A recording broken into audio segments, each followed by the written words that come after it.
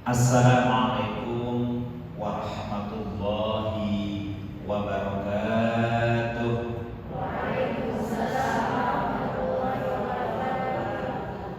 Alhamdulillahirabbil alamin wa bihi nasta'inu 'ala umuri dunya waddin.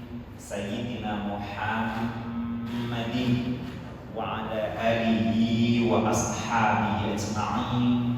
Amma ba'd. Qala Allah Ta'ala fi kitabihil karim, a'udzu billahi minasyaitonir rajim.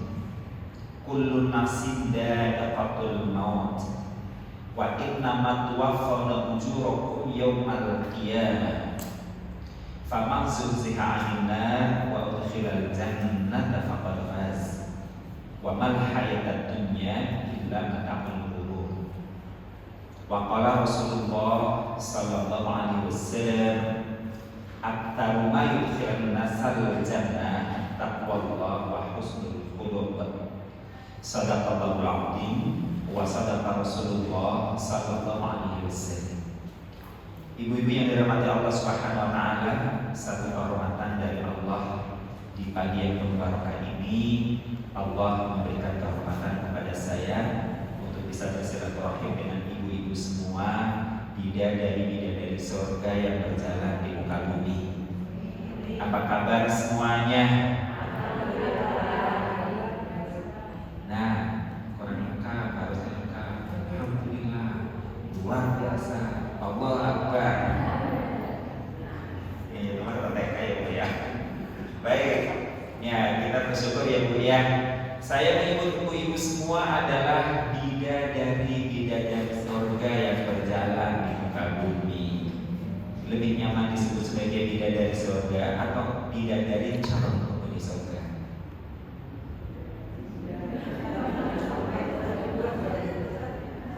Ya, jangan terpecah suaranya, harus tetap satu suara nih. Lebih nyaman disebut sebagai bidadari surga atau bidadari calon penghuni surga?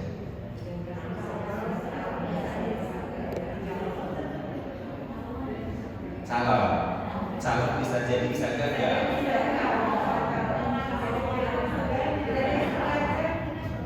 Bidadari surga aja.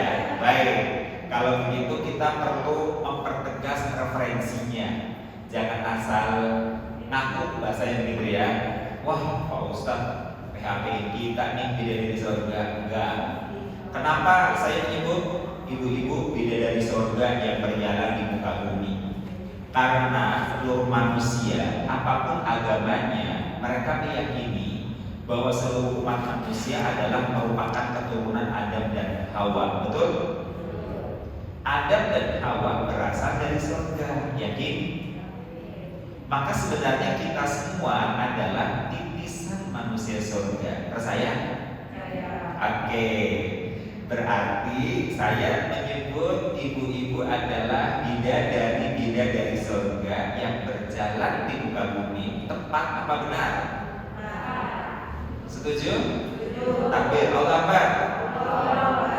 Nah ini makanya Imam Ghazali menyebutkan ada 3 pertanyaan. Jika kita bisa menjawabnya dengan tepat, maka selamatlah kehidupan kita di dunia wa fil akhirah. Tapi dalam kesempatan ini pertanyaannya, saya ingin ubah sedikit tanpa mengurangi konten redaksinya. Dan saya ubah dengan ada kata-kata surga. Pertanyaannya kata beliau, siapakah saya?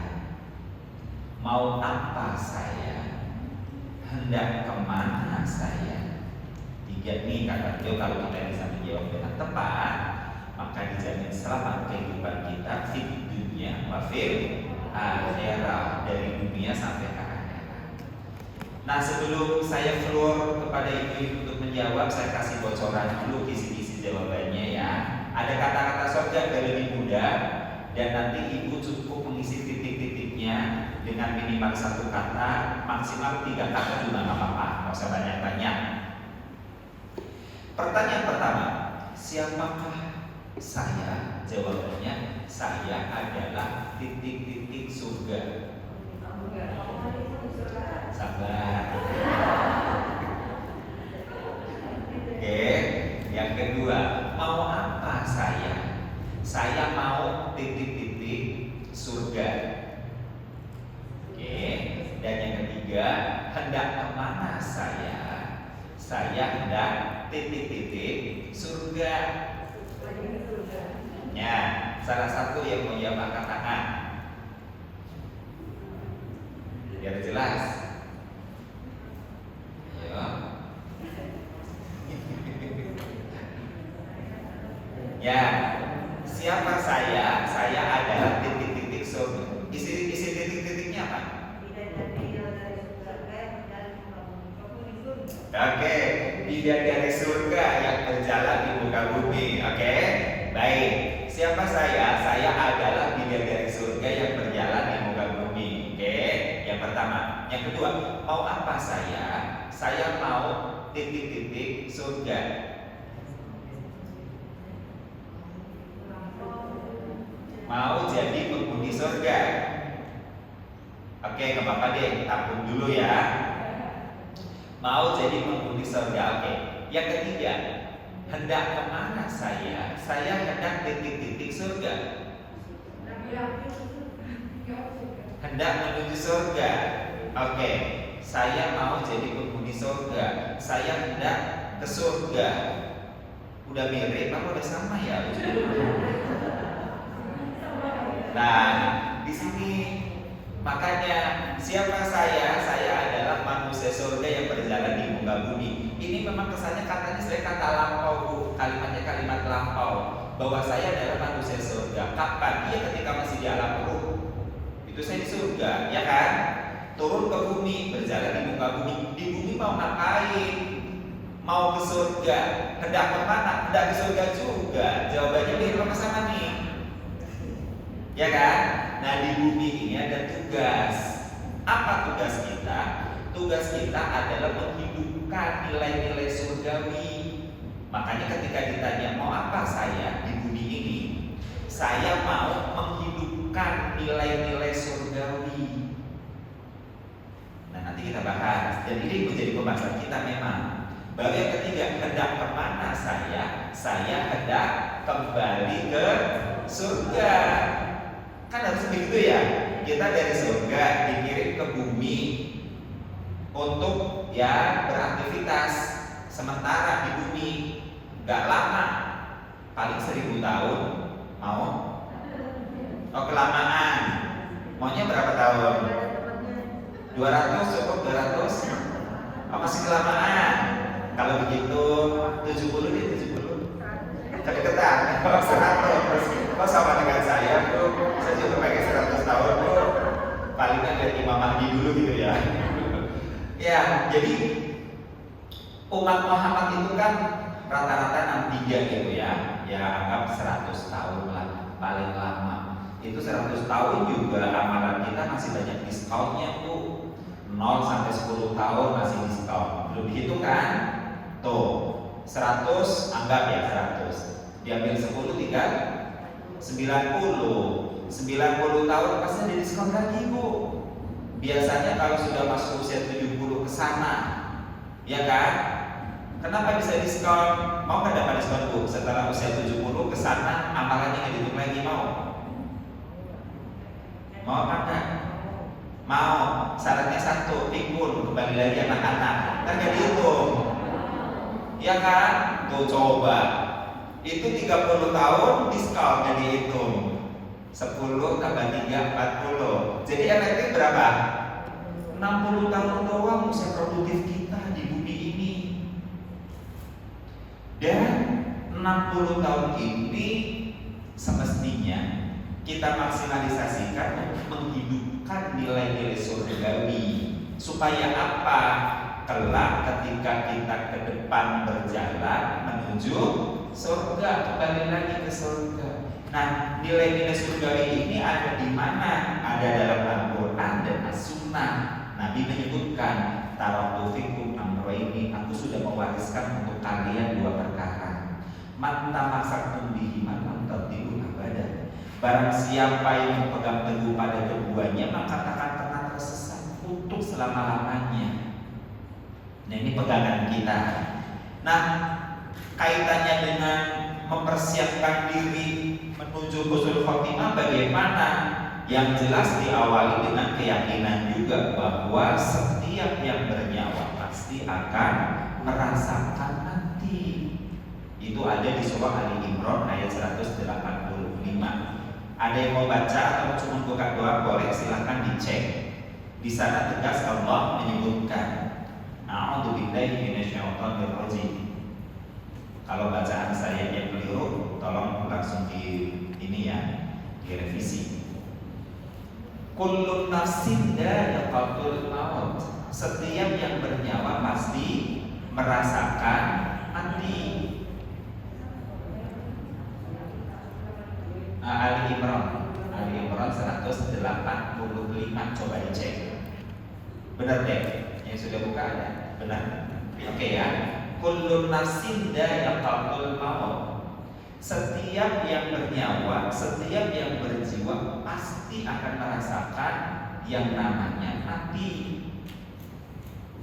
Wa innama tuwaffawna ujurakum yaumal qiyamah. Dan sungguh akan kami bayar lunas seluruh amal kebajikan mereka di dunia nanti pada hari kiamat. Faman zuhziha 'anil nar, maka barang siapa yang dihindarkan dari siksa neraka, wa udkhilal jannah, dan dimasukkan ke dalam surga, faqad faz, maka sungguh dia telah beruntung. Pembahasan di sini ya, pembacaan ayatnya. Kita ulang.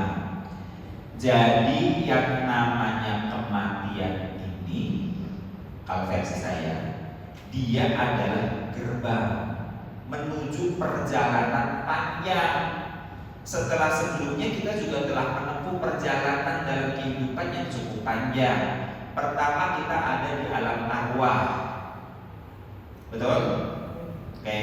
Dari alam arwah ada yang bilang 50.000 tahun, macam-macam lah ya. Bahwa alam biswab, saya belum menemukan hadisnya secara tepat. Nah kemudian dari alam arwah perjalanan kita dilanjutkan ke alam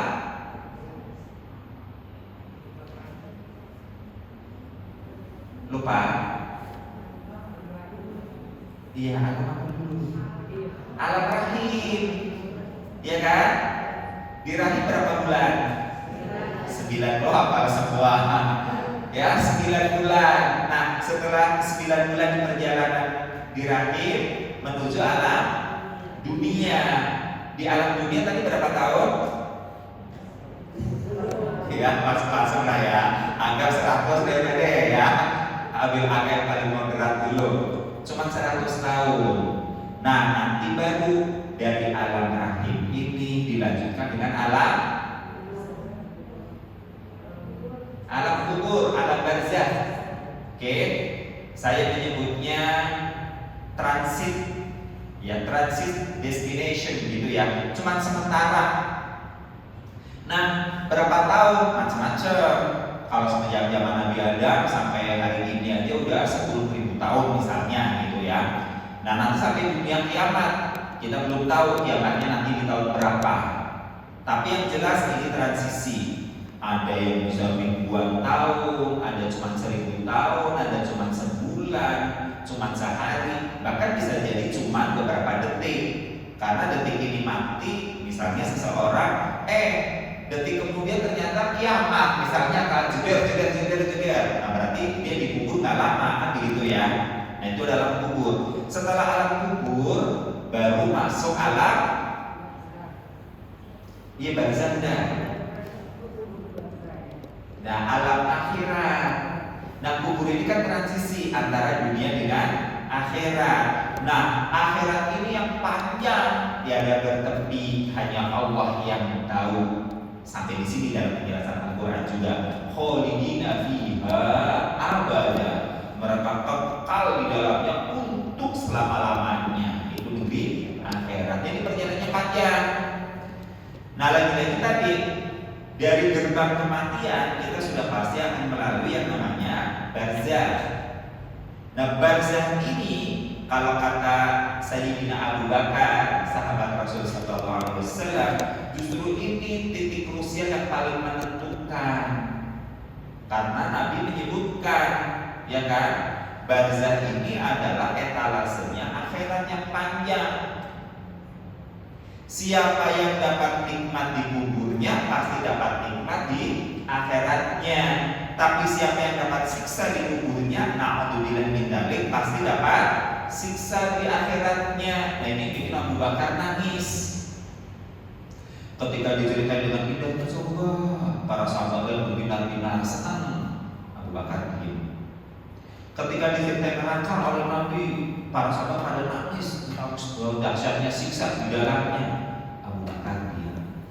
Tapi begitu diceritakan tentang kondisi kubur, dari seluruh yang hadir hanya Abu Bakar yang nangis.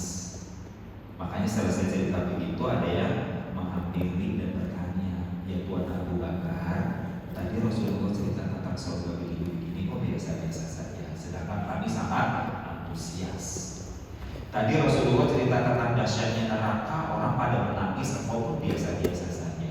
Tapi kenapa ketika diceritakan tentang kubur malah engkau yang begitu heboh? Gitulah bahasa kita ya. Apa kata Abu Bakar? Iya, karena saudara kamu udah karuan, itu udah destinasi terakhir. Justru yang krusial itu dikubur. Ini yang harus kita persiapkan. Bagaimana caranya rumah masa depan kita ini kita bangun sekarang dengan persiapan yang sebaik-baiknya. Bukankah Nabi menyebutkan ya al-qabru riyadhun min riyadil jannah. Kubur itu adalah bagian taman dari taman surga. Tapi kubur juga bisa merupakan bagian siksa dari siksa neraka.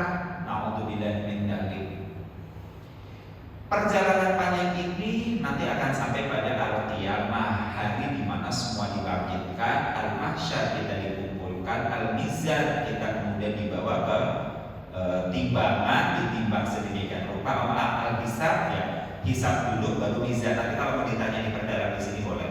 Jadi ada beberapa tahapan juga nanti begitu jeder kiamat gitu ya, kita dibangkitkan dari kubur. Al-qiyamah, al-mahsyar, al-hisab, al-mizan. Ini dulu, nah selesai al-mizan baru itu terpecah menjadi dua. Ada yang mendapatkan welcome drink. Mau dulu? Welcome drinknya di mana?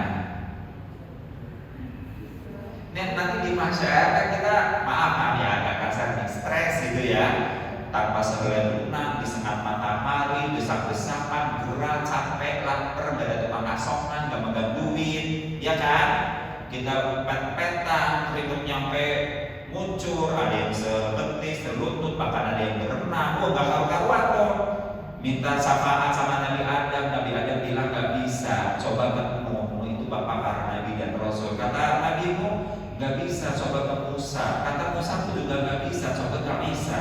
Begitu Kang Isa, kata Isa juga saya juga gak bisa, coba ke Muhammad Khatamul Anbiya, dia adalah Sayyidul Mursalin. Begitu sampai ke Rasulullah, maaf akan terpecah menjadi dua. Yang selamat mengikuti Rasulullah selama hidupnya di dunia akan dipanggil, tangan, mari kumpul ummati. Ini aku punya telaga namanya Al-Kautsar. Welcome drink for you, ya kan? Ahlan wa sahlan, mari minum dulu kalian udah capek kasihan. Itu kan bahasa kita ya. Nah, kata Nabi, siapa yang minum di telagaku walaupun hanya satu teguk, niscaya akan lepaslah dahaganya untuk selama-lamanya. Lumayan apa lumayan? Lumayan. Begitu dahaga lepas berarti tenaga kembali. Nah, tenaga kita kembali mau ngapain Bu? Buat apa di tenaganya? Meniti asirot, bisa kamu udah tadi. Meniti asirot tuh lumayan.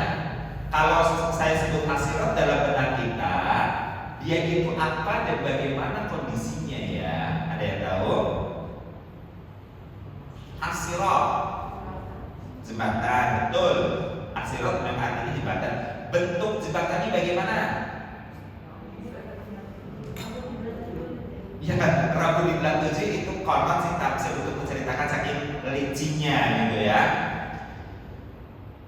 Ketika disebut asirot dalam bayangan kita nih, itu jembatannya lurus apa belok-belok?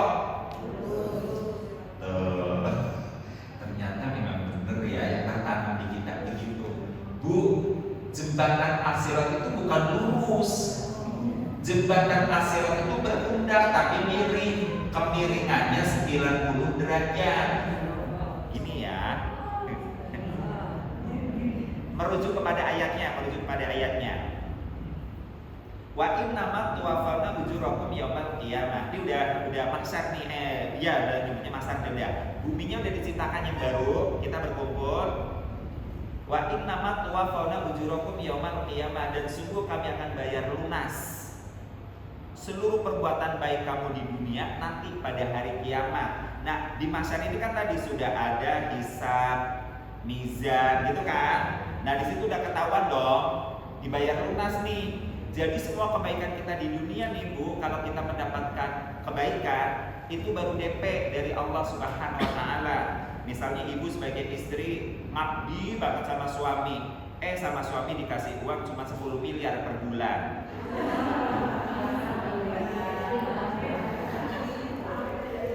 Pasti bayangannya langsung uang doang nih.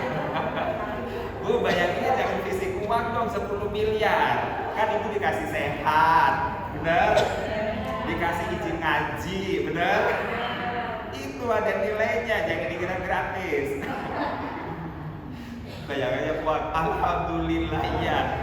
Apapun itu baru DP dari Allah.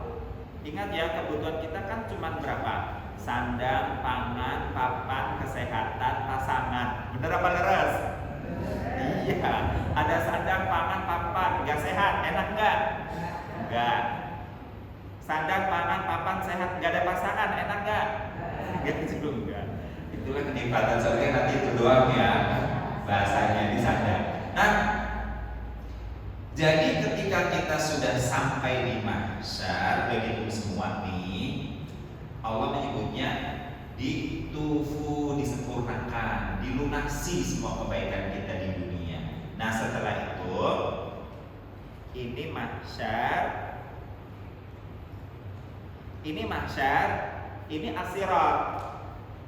Oke, ini As-Sirat, ini jannah di sini. Gini. Ya, jadi ini jembatannya di sini, Bu. Nah, jembatan ini berundak dan dia miring, kemiringannya 90 derajat. Rasulullah tidak menyebutkan ada berapa undagan, tapi Rasulullah menyebutkan satu undagan perjalanan 500.000 tahun. Nah, maka bisa kita bayangkan, udah miring 90 derajat, berundak. Ada pengait di atasnya, itu makanya dibilangnya tipian serambut dibelah 7. Yang kita dengar memang gambarannya kayak gitu. Itu tamsil, begitu miringnya sehingga agak susah didaki. Dan di sini makanya biasanya para penulis Muslim akan menyebutkan ujian terakhir orang-orang beriman adalah di As-Sirat. Di sini, dan alam di sana nanti kan kesadaran kita lebih penuh ya, maksudnya lebih sangat sadar. Kenapa? Karena pada saat itu posisi susunan raga dan jiwa kita kan terbalik. Ketika di bumi sekarang ini jasad kita ada di luar, roh kita ada di dalam. Nanti begitu kita kembali ke alam kubur, dibalik posisinya Bu, jasadnya yang di dalam, rohnya yang di luar. Nah, tulis dulu. Ini juga nanti kalau mau jadi pertanyaan boleh, karena nanti kalau saya bahas di sini habis waktunya di sini ya. Sedangkan kita bicaranya nanti bekalnya dulu ya. Paling kan kita sudah punya gambaran dulu. Ini adalah perjalanan panjang yang nanti kondisinya bertukar. Roh kita ada di luar, raganya ada di dalam. Agak susah kebayanginnya kan? Nah, ini perlu pembahasan nanti kalau ada waktu mau ditanyakan boleh. Nah, kata Allah Subhanahu wa taala, ya faman zuhziha aninat, tadi ini mahsyar, ini jannah, ini As-Sirat, di bawahnya itu jahannam. Makanya kalau yang gagal pasti jatuh ke jahannam. Nah, bedanya nanti dengan surga juga begitu. Yang namanya susunan neraka, gitu ya, susunan yang paling ringan ada di atas, yang paling berat ada di bawah. Yang di bawah ini alhamdulillah dari tempatnya orang-orang munafik. Innal munafiqina fi darkil asfali minan nar. Sesungguhnya orang-orang yang munafik itu tempat tinggalnya adalah di dasar neraka yang paling dalam.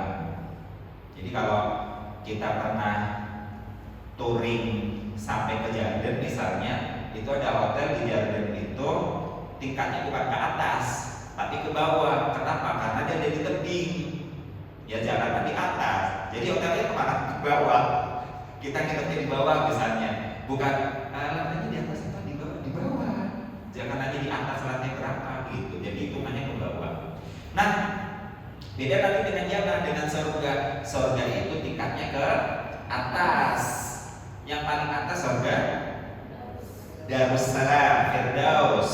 Itu nanti yang agak dekat dengan arsy Allah Subhanahu wa taala. Dan nanti di dekat arsy Allah Subhanahu wa taala di atas surga tadi ada singgasana yang membuat cemburu para syuhada, membuat heran para nabi dan rasul tentang penghuni yang ada di singgasana itu. Nah, itu juga nanti kalau yang berbeda ya, mudah-mudahan nanti kita bahas. Nah, turun lagi kembali ke hari ini. Rasulullah SAW menegaskan, aktaru ma yudkhilun nasal jannah, kebanyakan hal yang mengantarkan manusia masuk ke dalam surga adalah taqwallah wa husnul khuluq, takwanya kepada Allah dan akhlaknya yang baik. Catat dua hal ini yang paling sederhananya. Siapapun manusianya, ya, man amila sholihan min dzakarin aw untha, gitu bahasanya. Barang siapa yang beramal soleh baik laki-laki maupun perempuan, wa huwa mukmin, dalam keadaan dia beriman kepada Allah Subhanahu wa taala, falahu yanamu hajatan thayyibah, niscaya kami akan memberikan baginya penghidupan yang baik, wala najziyahum ajrahum bi ahsani ma kanu ya'malun, dan kami akan memberikan kepadanya balasan yang jauh lebih baik dibanding apa yang sudah mereka lakukan di dunia. Ini sekedar ilustrasi saja dulu ayatnya ya. Tetapi di hadisnya menyebutkan demikian. Jadi cuma dua, bahasanya gitu. Hal yang bisa menghantar manusia masuk ke dalam jannah adalah takwa kepada Allah dan akhlak yang baik. Cuma ada berapa? Dua. Simpel apa ringan?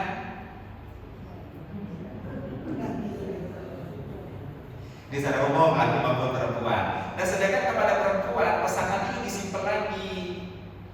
Seorang istri, seorang wanita gitu ya, ketika sudah menjadi istri dari seorang suami atau seorang pria, dia dijamin pasti masuk surga dengan catatan 3 hal dilakukan dengan baik. Apa itu? Saum Ramadan, salat 5 waktu, saum Ramadan, taat pada suami. Nah, mari kita lihat. Salat 5 waktu, gampang apa mudah? Gampang, insyaallah, alhamdulillah. Saum Ramadan ringan apa enteng? Ringan. Taat pada suami. Mulai kan di sini. Makanya jaminannya apa? Jaminannya ini juga nanti babnya unik lagi dalam kehidupan rumah tangga gitu ya. Gimana Bu? Sholat gampang. Saum udah, taat suami gimana ya? Suami ayah kayak paling kebayang dong, ya kan? Dulu kalau suaminya bertingkah, makin dah. Gimana mau taat Pak Ustaz? Dia bener jelek baik, mau lagi tuh keluar tuh. Makanya kayak perlu dibahas nih bab ini nanti ya Bu ya lain kali. Kita ke tema kita dulu.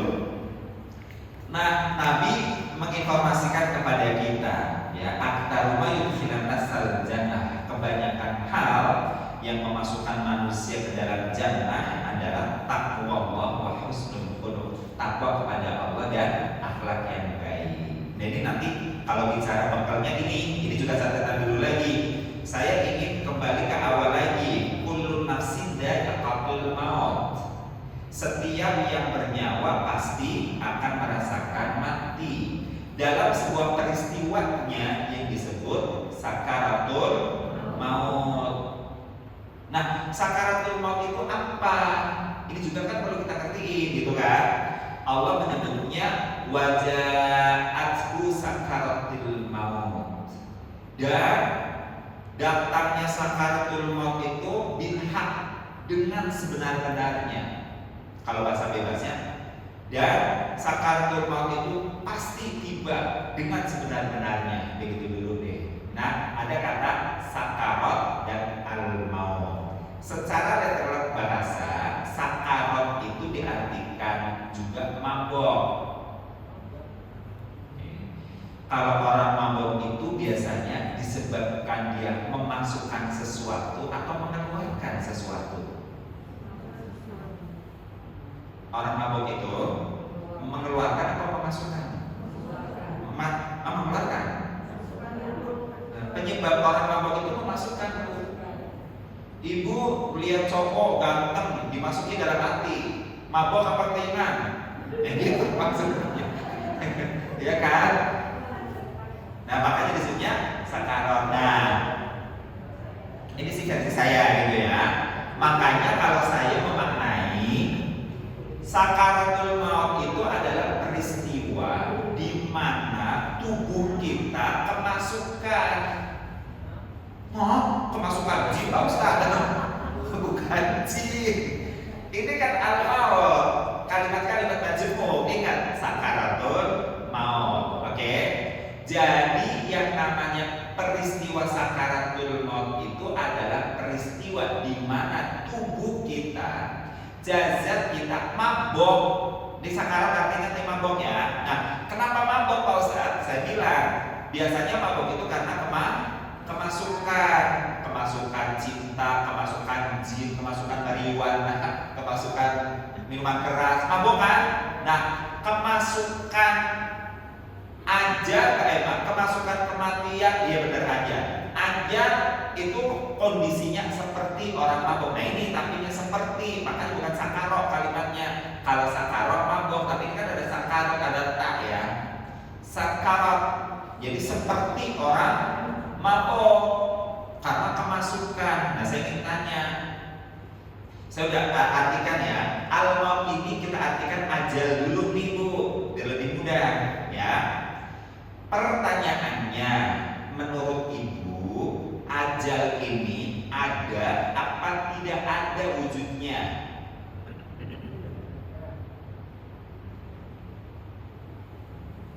Sambil berpikir, saya robek dulu kalimatnya. Menurut kita, ajal ini maujud atau abstrak?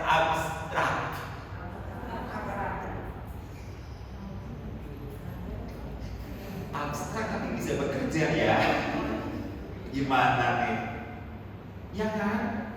Ajal itu maujud meskipun gaib bagi kita yang lagi normal, lagi hidup. Nanti kalau kita sudah tiba masanya, ajal kita datang, dia maujud. Kita lihat orang yang mau sakaratul maut, kalimatnya kayak ke bawah sakau gitu ya.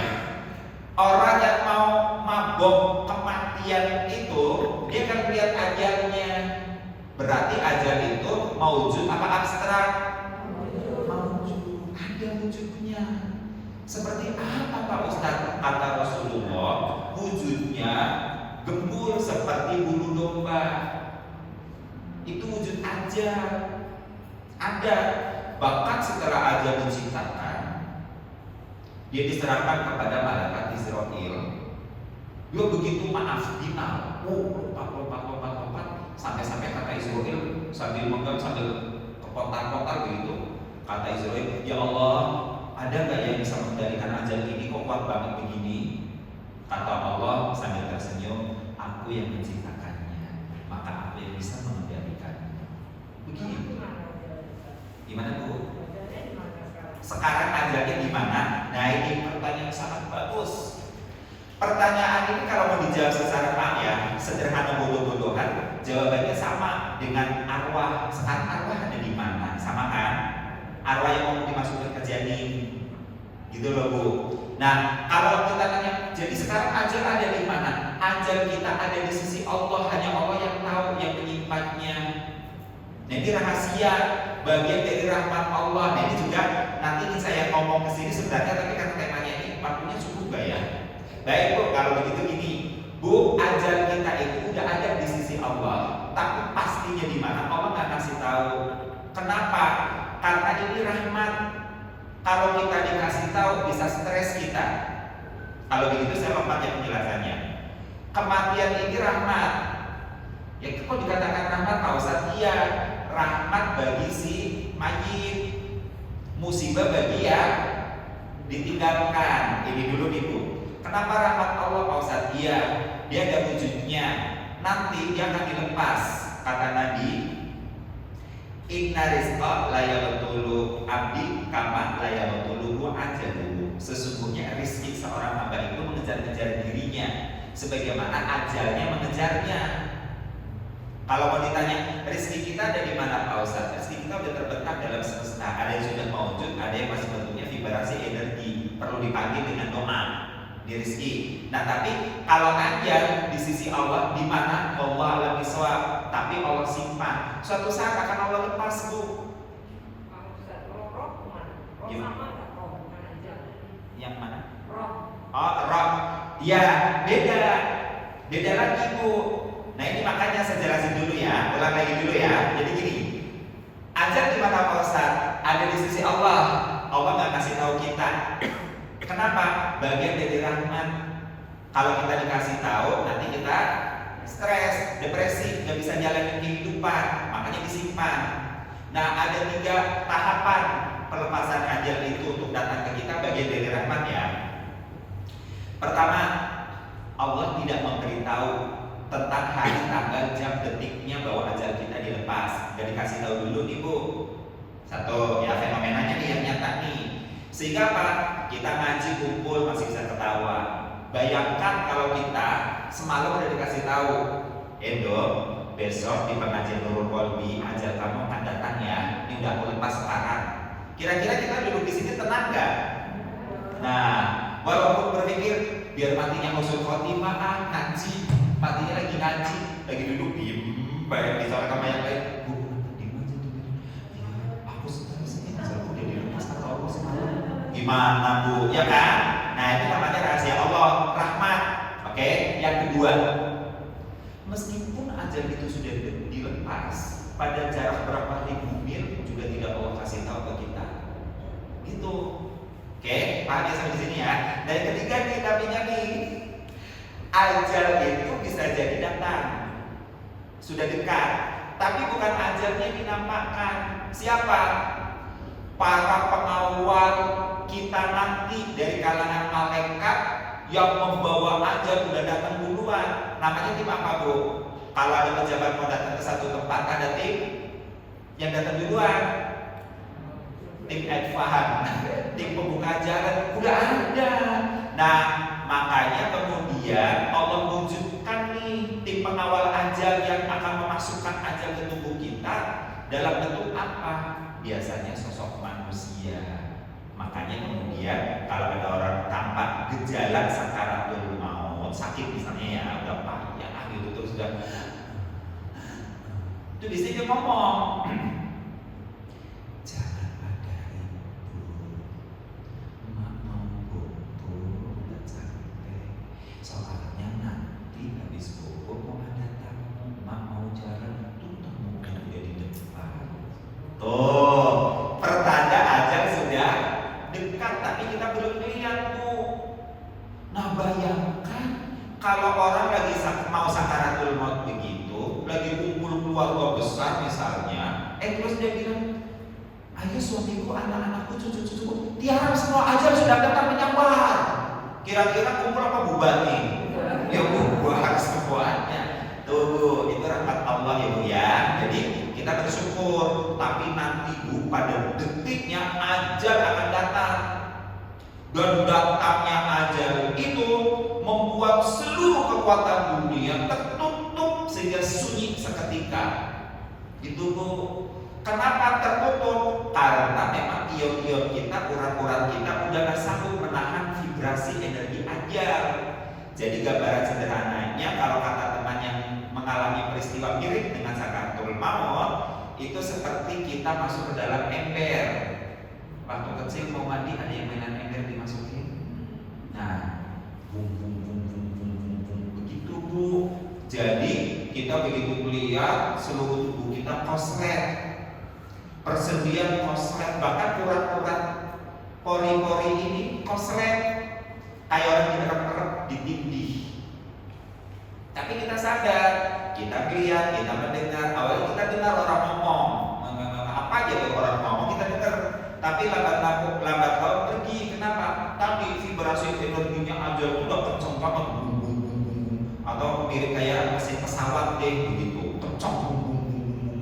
Nah, sedangkan dia dekat, makin mendekat, kan tadi bentuknya seperti gelembung bulu domba, tapi bening bu, bukan butek, bening, kayak fata morgana di aspal.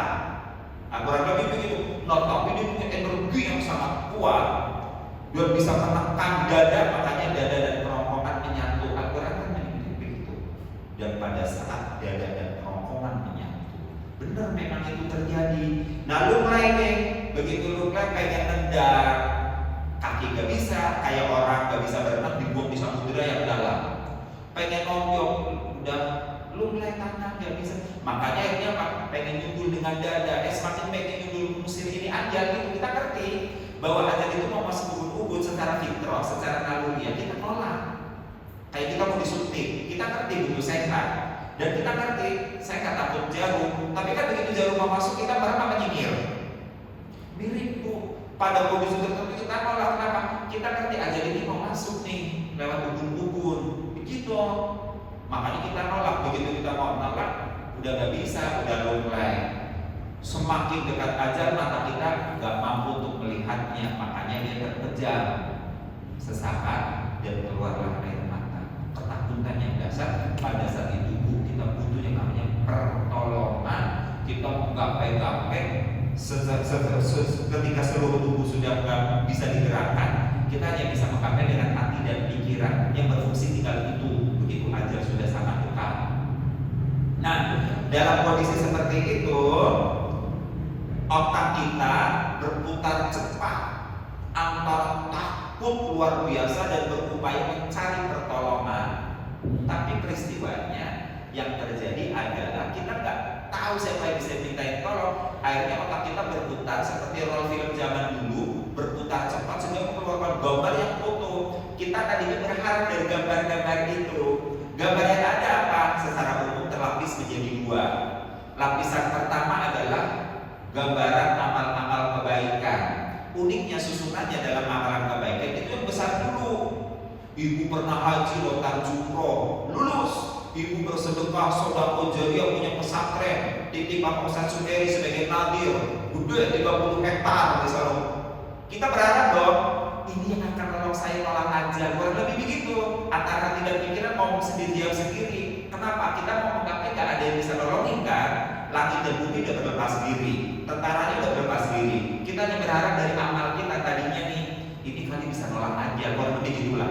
Nah, dari situ turun bu, kapal yang kecil, sholat 5 waktu, terus berbakti pada orang tua. Makin kecil, kita makin redup jadinya harapannya. Nah, kok amalan saya makin kecil, sedangkan ini ajal gede banget. Ya Allah, gimana cara nolongnya ya Allah? Sampai kita cuman nyingkirin kertas tisu di majelis taklim. Sisa yang nampak yang terakhir tinggal itu. Sedangkan nyingkirin tisu kan pahalanya kecil. Di situ kita putus asa, hati dan otak. Nah, gambar ini hilang, sampah, gak bisa diharapkan. Yang muncul dosa. Nah, giliran dosa muncul dari yang kecil. Waktu buang tisu ada timusnya, saya masukin ke kantong ibu sebelah. Ada gambarnya, gitu kan? Astagfirullahaladzim, gimana mau nolak aja dan kuat ya? Amalan saya gak kuat untuk ini. Maksudnya amalan itu jadi energi harapannya gitu. Gak bisa. Terus sampai akhirnya dosa-dosa besar yang pernah kita lakukan. Kita nyolong duit emak di bawah bantal, keluar gambarnya. Emak kita nangis di balik pintu. Tega banget ya, yang pakai uang belanja siapa? Sedih kita pada saat itu. Nah, di balik kesedihan ketakutan yang dahsyat bu, otak kita koslet, plek, sehingga di otak padam, udah gak ada cahaya, gak ada warna, tinggal hati yang hidup. Nah, hati itu baru nyari pertolongan lagi nih, tapi di hati itu gak banyak gambar. Di hati ini tergantung apa yang sering kita sebut di luar kekuatan kita dan semesta raya. Nah, ini tergantung keyakinan kita jadinya. Karena teman ini mukmin, di dalam hatinya yang paling dalam dia tahu nggak ada cara lain, ini harus Allah yang saya kejar. Begitu. Jadi minta tolongnya hatinya sama Allah. Nah di sini hatinya katanya dia bilang Allah, Allah, jangan lalu. Allah, Allah, jangan lalu. Begitu. Kalau diterjemahkan bebasnya, ini kan bahasa Arab simpel ya. Memang dilarang di hatinya ngomongnya begitu, kata dia refleks. Ya Allah, Engkau yang maha kuat, tolong hamba, ada ajal tiba. Jadi kayak beton ini kayak mau mabur begitu. Jadi bum. Tapi kan beton udah di dada segala macam. Nah kelihatan tuh mau masuk tuh. Nah makanya nggak kebayang oleh dia nanti masuknya gimana. Tapi jelas mau ngambrukin kita gitu. Sementara kita lihat dia, kita nggak bisa ngapa-ngapain. Jadi hati kita minta tolong Allah, jalan lagu. Allah, jalan lagu. Nah kalimat ini saya menyebutnya inilah elektrik magnetik kita yang paling dalam, tersimpan di dalam nurani. Saya menyebutnya begitu karena nanti kalau ayatnya kan dalam Al-Quran hati itu disebut dengan beberapa sebutan. Pertama qalbu. Ini di versi saya lagi Bu ya. Lain lagi kenapa saya ngomong begini? Kalau ternyata versi saya kurang tepat, Ibu mendengar yang lebih baik boleh diralat. Qalbu itu berarti fisik jantung, gitu deh biar jelas. Itu sebutan hati ya di kita. Qalbu itu fisik. Kemudian sebutan lain hati adalah basyar. Basyar itu artinya adalah penglihatan. Ya, tempat ilmu bergerak semua di sini nih. Keyakinan dipertarungkan antara kenyataan dengan harapan, gitu deh kurang lebih. Nah baru nanti fuad itu saya sebutnya nurani yang paling dalam itu. Nah fuad ini nanti akan diminta pertanggungjawaban di hadapan Allah Subhanahu Wa Taala. Nah ini saya bilang iman itu makanya Nabi bilang al imanu tasdiqu bil qalbi wa iqraru bil lisan wa amalu bil arkan. Iman itu adalah membenarkan dengan hati. Hatinya ini fuad nurani yang paling dalam. Ini harus bertanam kuat, jangan lepas. Bahasanya apa ya? Mungkin ini taruhan terakhir. Ya sakaratul maut itu taruhan terakhir. Bahkan sebelum ajal itu masuk, ini taruhannya. Nah, di peristiwa ini dulu. Di peristiwa ini kemudian energi elektrik Allah Jalla itu mengalir. Kemana mengalirnya? Ke saraf tulang belakang sampai ke tengkuk, lewat tengkuk. Nah nanti konon kata temannya dokter, di barat itu sedang dicari betul di mana sih yang namanya titik letak nyawa itu hilang. Katanya di tengkuk kita ini ada saraf yang lebih halus dibanding ujung jauh suntik itu ada. Dan itu tempat ngalirnya super elektrik ini tadi nih. Nah bisa jadi itu ya awal bisa ngalir ke sini, kemudian masuk ke otak lagi. Jadi otaknya terang tapi warnanya sudah keabu-abuan. Nah dari energi Allah Jalla inilah mengalir lewat telinga menuju ke lidah. Apa namanya eustasius apakah zaman dulu gitu ya. Nih tulang atau saraf yang lewat eustasius ini baru ke lisan, ke lidah dia. Nah di lidah dia itulah kemudian keluarnya kalimat Allahu Akbar, sehingga dia melek, sadar lagi. Nah ini orang yang alami. Tapi kisah ini gak jauh beda dengan kisah yang disebutkan pada kutipan-kutipan Al-Quran maupun sabda-sabda Rasulullah SAW plus para ulama yang lebih dulu mengalami peristiwa sakaratul maut, sedangkan mereka dimintakan fatwanya oleh keluarganya. Nah kurang lebih seperti itu Bu. Nah saya tambah lagi, Pak Ustadz terus kok dikatakan sebagai rahmat? Iya, karena lagi-lagi secara kekuatan kita nggak akan mampu mengeluarkan jiwa kita, nyawa kita dari badan. Nanti orang-orang berdosa Bu suruh keluarkan nyawanya sendiri, malaikat nggak mau keluarin. Nah nanti kan tambah-tambah dari Ustadz kan sebutkan kenapa malaikat pencabut nyawa nggak mau nyabut nyawanya orang yang berdosa, tapi nyawanya bau busuk. Terus malaikat-malaikat ini juga memang bawaannya udah emosi duluan. Walau taro idzolamuna fi ghamaratil maut kata Allah. Dan sekiranya kamu menyaksikan bagaimana orang-orang yang berdosa itu menghadapi sakaratul maut. Wal malaikatu basitu aydihim, dan malaikat-malaikat itu memukulkan kedua tangannya dengan dahsyat seraya mengatakan akhriju anfusakum, keluarkan nyawamu sendiri. Al-yawma tujzauna adzabal hun, pada hari ini kau akan diganjar dengan adab yang sangat pedih. Nauzubillah min dzalik. Kayak begitu kondisinya. Oke, bisa namanya lagi dulu ya. Kok rahmat Pak Ustaz? Iya Bu, kita benar-benar dibantu oleh Allah, dan jangan salah, Allah memperlakukan kita itu laksana VVIP dalam kehidupan. Tokoh yang super penting dan begitu menghargainya Allah sama kita. Kita sendiri Bu, malaikatnya itu puluhan yang mendatangi kita. Setelah tadi ada malaikat Evan mengiring ajal, begitu ajal masuk, nanti keluarnya nyawa kita pun disambut dengan malaikat-malaikat, nggak sembarangan. Nah, ajal masuk ke dalam tubuh, kalau saya menyebutnya ubun-ubun. Nah, pertanyaannya, apa yang dikerjain itu? Kan tadi mabokkan, Pak itu kayak mabok. Iya, karena dia bekerja. Minuman keras kan bekerja di dalam tubuh kita. Nah, ajal juga bekerja. Apa yang dikerjain ajal di tubuh kita? Yang belum punya bayangan sama sekali, lambaikan tangan. Belum punya bayangan sama sekali apa yang dikerjakan ajal, lambaikan tangan. Nah, oke. Gini deh, lebih mudah karena ini jamaahnya ibu. Bu, adakah di antara ibu-ibu yang pernah memakai bedak? Oke. Adakah di antara ibu yang pernah menggunakan handuk dicelupin air hangat kemudian ditempel-tempelin di muka? Pertanyaannya, buat apa? Biar adem. Air hangat kok biar adem? Buat apa? Habis pakai bedak nih, katanya kan biar mudah rolaknya, dikasih air hangat. Biar apa Bu? Apa yang dikerjakan air hangat?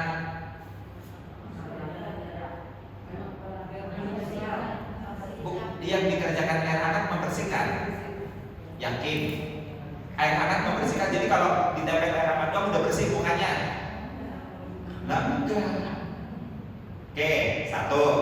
Yang kedua, ibu pernah mendengar atau menyaksikan bahwa orang potong ayam udah selesai dipotong, ayamnya selesai sekaratul maut, kalau udah dicelupin disiram air panas. Betul?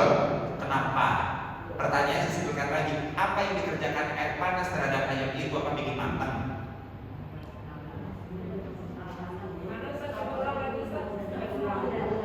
Orang kalau habis potong ayam, anggap udah kejet-kejetnya udah hilang, ayamnya itu dicelupin air panas Bu.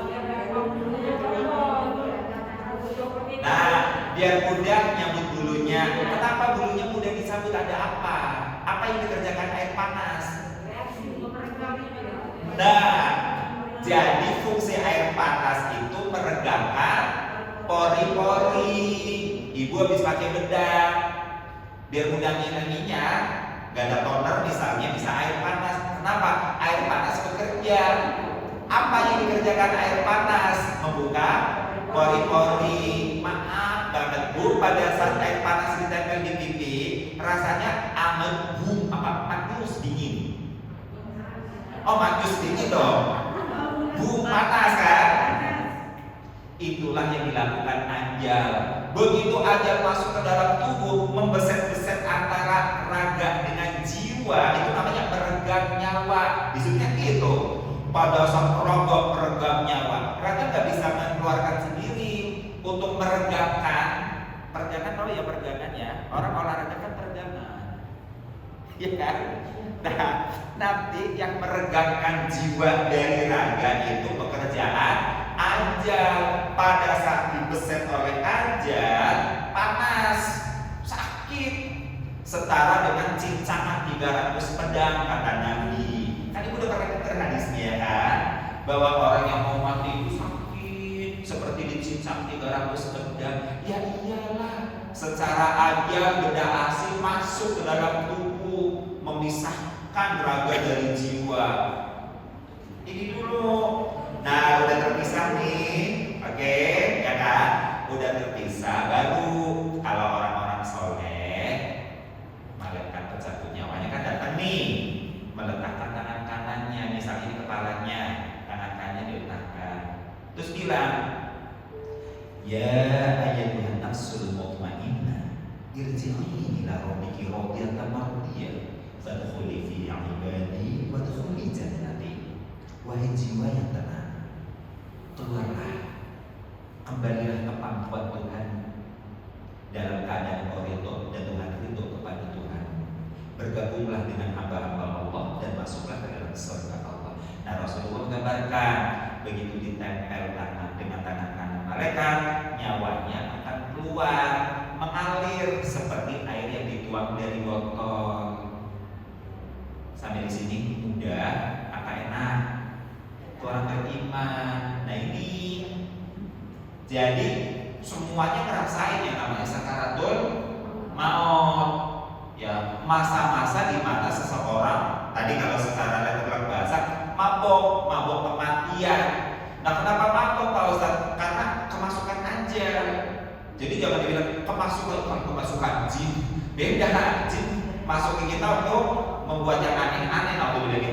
Nah, ajal membantu kita. Nah makanya saya bilang ajal mati adalah rahmat dari Allah Subhanahu wa Ta'ala. Kenapa? Nanti kalau orang-orang yang dolim begitu, malaikatnya nggak mau.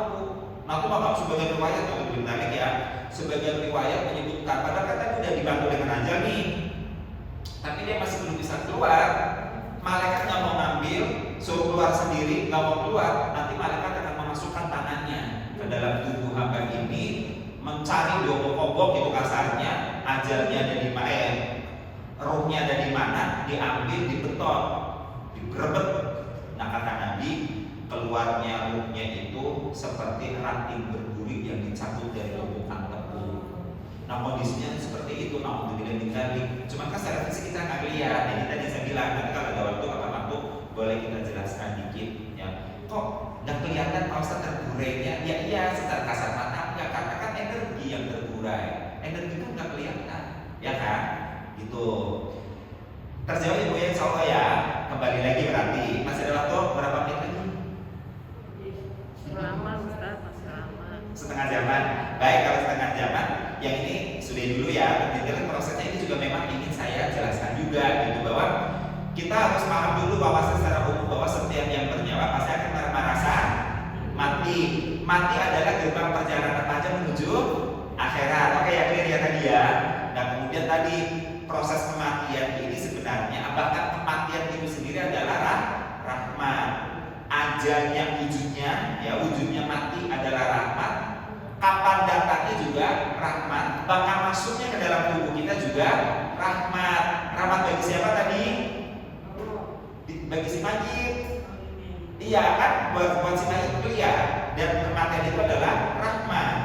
Tapi musibah bagi yang ditinggalkan. Nah karena ini rahmat, maka dalam hidup ini kita usahakan semampu-mampu kita meraih rahmat Allah Subhanahu wa Ta'ala sebagai bekal supaya nanti husnul khatimah, supaya akhir hidup kita ya yang baik. Oke. Nah, karena masih 30 menit, saya ambil yang pertama. Yang pertama dari bahasa Nabi aja dulu. Kebanyakan hal yang memasukkan manusia masuk ke dalam jannah adalah Rahmat Allah. Aktaruma yudkhilun nasal jannah. Kebanyakan hal yang memasukkan manusia dalam surga adalah takwa kepada Allah dan akhlak yang baik. Nah, coba maksudnya biar kita gak lepas nih. Kita bicara dari sisi takwa dulu, gitu ya. Takwa ini akan kita jadikan sebagai tiket untuk masuk ke dalam surga, ke dalam jannah. Tinggal bicaranya adalah karena ini tiket dong harus dibayar, kan begitu ya? Harus ada isinya, harus ada kontennya, nggak bisa tiketnya kosong. Kayak Peduli Lindungi, gitu kan? Walaupun kita bisa mendownload, kalau kita belum divaksin keluar nggak? Gak bakal, apa gitu ya? Mesti di-jus dulu, baru keluar tuh. Enggak, saya punya aplikasi Peduli Lindungi, ya coba aja di barcode kalau nggak suntik terus muncul, hebat ya kan? Punya aplikasi Peduli Lindungi, biar diklik dengan barcode di tempat kita menuju bisa muncul, ya kan? Tiketnya harus ada isinya dong. Isinya diawali dengan disuntik sakit apa karena deg-degan lah ya. Tapi begitu masuk mall kemudian tiketnya keluar, seneng apa adem? Seneng ya kan? Nah, begitulah teknik takwa gitu ya. Jadi takwa ibarat aplikasi gitu dulu deh ya. Kita raih aplikasi takwa, tapi harus diisi dong, jangan diraih doang. Gimana Pak Ustadz isinya? Isinya yang pertama adalah imani la ilaha illallah Muhammadur Rasulullah. Ini dulu nih, ya kan? Kita harus betul-betul beriman dari lubuk hati yang paling dalam, mengucapkan dengan lisan, dan berani bayar mahalnya dengan amalan-amalan kalimat la ilaha illallah. Nah, supaya mengamalkan la ilaha illallah yang benar gak belak-belok, ikut Rasulullah. Rasulullahnya gak ada hari ini Pak Ustadz, kan masih ada ulama-ulama yang hadis yang lurus, ikut ulama yang lurus, yang soleh, yang la ilaha illallah Muhammad Rasulullah tidak bengkok, tidak memakhlukkan Allah sebagai Tuhan dan tidak menuhankan makhluk sebagai ciptaan. Kan begitu bahasanya ya. Bahasanya Cinta Laura itu bagus banget ternyata ya.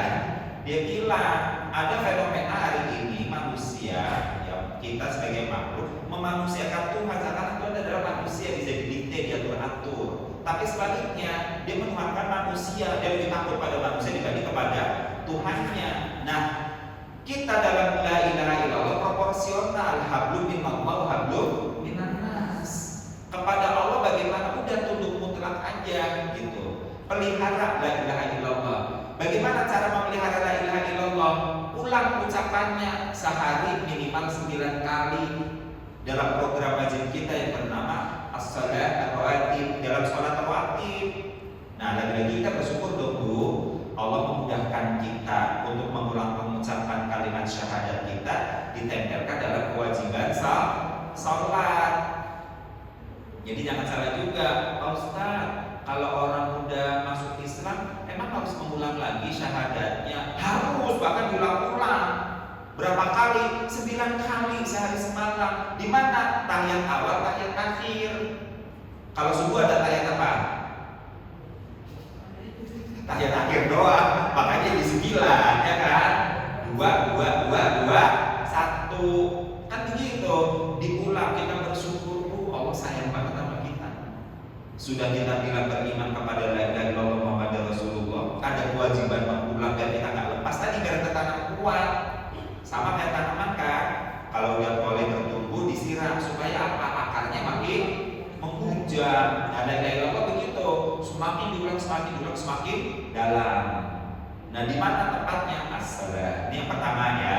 Jadi untuk mengisi aplikasi tanpa apa Pak Ustadz? Imani la ilaha illallah Muhammadur Rasulullah. Nah, sampai di sini Nabi menyebutkan man akhiru kalamihi la ilaha illallah dakhalal jannah. Barang siapa yang akhir kalamnya, akhir ucapannya adalah la ilaha illallah, pasti masuk surga. Nah, di sini kita sudah punya satu poin, lumayan ya kan? Kita pegang nih, ini bekal untuk husnul khotimah. Nah, makanya sudah pulang. Dalam artian pada sholatnya harus dijalankan. Makanya yang kedua nih, kan begitu nih. Sholat, tegakkan aqimis sholat, tegakkan sholat. Inna sholat tanha anil fahsya wal munkar.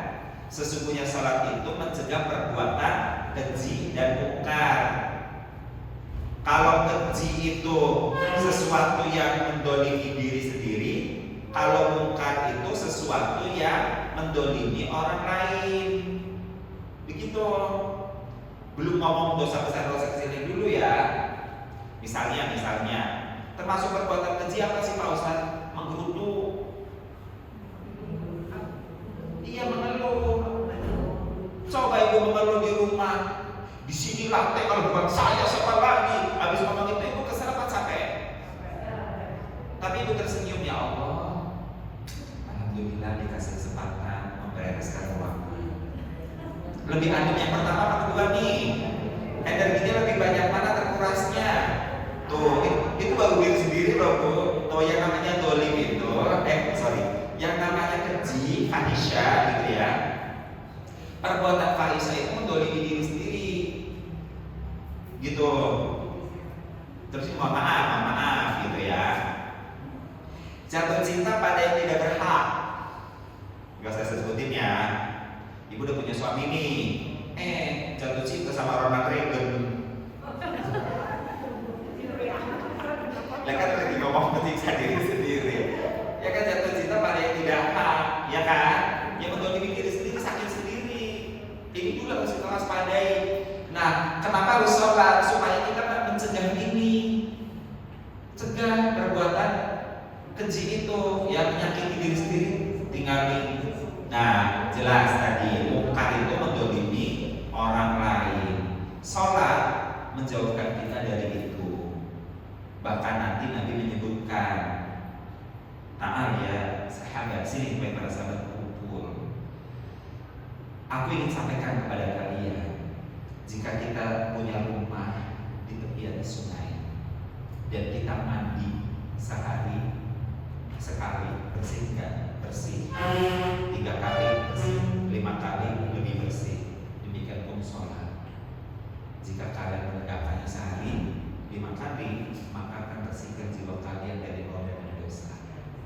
Begitu. Jadi sholat itu menggugurkan dosa. Bahkan nanti mau Jumatan, umroh, begitu loh. Kan Rasulullah menyebutkan kan, minal Jum'ah ilal Jum'ah, ya kan? Ghufirallahu dzunuba bainahuma. Dari Jumat ke Jumat berikutnya itu menggugurkan dosa-dosa di antara keduanya. Ini dulu deh, di sholat dulu, ya kan? Nah, kalau kita mau sakaratul maut, mau kedatangan ajal, sementara dosa-dosa kita sudah lepas, ketemu ajal berani senyum apa cuma nyengir? Senyum, karena memang enteng. Pamitnya kita tadi di dalam guru itu minta tolong yang tadi, karena pada akhirnya muncul dosa-dosa itu. Nah, kita makanya kejarnya rahmat Allah. Bisa saja muncul secara fitrah, otak nggak bisa dimungkinkan, memang dia merekam semuanya. Bahkan satu kata yang pernah kita ucapkan nanti di sakaratul maut muncul, di padang mahsyar juga muncul. Nah, ini kan bikin kita panik, ya kan? Nggak usah jauh-jauh. Kita di majelis taklim, ya kan? Suruh geser ini kue. Sebelum geser kita ketik, masukin ke dalam tas. Gak ada yang lihat, aman. Tapi begitu ada dari jauh lagi, begitu nanti saya deh. Pulang bisa tidur apa bisa makan? Gak enak makan, gak enak tidur. Ibu itu bilang saya masukin kue lagi dalam tas. Gak enak perasaannya kan begitu kan? Nah, kita sholat untuk melepaskan yang seperti itu. Ini dulu nih ngomong versi kitanya dulu, belum ngomong kewajiban dan lain, ngomong syariatnya dulu. Kenapa harus sholat Pak Ustaz? Kita lagi ngisi konten takwa kita. Ketika kita gugur dosa-dosa kita deketin Allahnya enak. Sama lah kayak kita anak di hadapan orang tua. Kalau kita habis ngebandel mau pulang, takut apa berani? Takut. Makanya dulu kan ada penyanyi, ya kan? Bagaimana caranya agar tak kena marah? Aku takut pulang ke rumah. Siapa? Oh dia bilang gini, mati aku, ayahku tahu. Aku sedang berjalan dengan pacarku, mati aku. Gak ada pakai tuh mati loh bos. Iya kan? Jalan sama pacarnya, kata bapaknya jangan pacaran ya, jangan pacaran, dan nikah aja. Dia pacaran, bapaknya dia kok pacaran. Mau pulang dia bilang mati, ada mati duluan. Takut luar biasa. Nah, kalau kita ngebandel tuh nggak sholat tadi, kan gambarnya muncul, gitu ya. Di saat muadzin bilang hayya 'alas shalah, hayya 'alal falah, kita lagi ketawa-ketawa. Dia bilang dia sholat-sholatnya bodo amat, datar aja. Nanti kan gambarnya muncul. Di saat itu murni keimanannya kan, kita takut sama Allah. Tapi kalau kita sholat nurut, ya kan? Ibarat kata hubungan kita dengan Allah udah baik. Anak nurut walaupun orang tua gak lihat, pulang ke rumah enteng. Assalamualaikum, gak harus berpura-pura. Nah ini namanya husnul khotimah, akhir yang baik. Kalau jiwa kita bersih dari dosa-dosa. Nah, diikat dengan apa lagi? Kita ambilkan paket ubudiyah dulu nih, kan begitu ya. Setelah sholat dapat zakat. Kita sadar bahwa dari seluruh yang kita dapatkan, asal dihitung nanti dalam setahun setara dengan kurang lebih 46 juta rupiah, maka 2,5%-nya adalah fakir miskin yang dalam syariat Allah wajibkan keluar. 2,5% keluar. Nanti gambar harta kita kan kelihatan. Kita udah bayar nih, udah kayak bayar utang dong. Kan begitu bahasanya. Nanti jadi husnul khotimah. Selama pandemi kemarin, kira-kira di pertengahan Juni ada namanya Pak Ilham. Turun masuk rumah sakit, pada maghrib dikasih hasil diagnosa, hasil ronsennya paru-parunya penuh dengan COVID. Belum panggil istrinya, mama ngerti ya, di harta kita ada fakir miskin. Nih bapak udah full nih COVID-nya, nggak tahu masih ada keluar apa enggak. Tolong yang mau keluarin. Ibunya, istrinya baik, seperti saat listrik diceklek-ceklek, lampunya langsung nyala. Ibu ini langsung telepon beberapa koleganya pengelola lembaga yang ditransfer katanya, nggak kurang dari 100 juta malam itu. Minggu malam Senin pagi, pada duhur, Pak Ilham menembuskan nafas yang terakhir dengan muka yang ceria seperti orang baru lunas bayar utang. Kenapa? Karena dia sadar keluarin tuh ada harga yang dikeluarkan.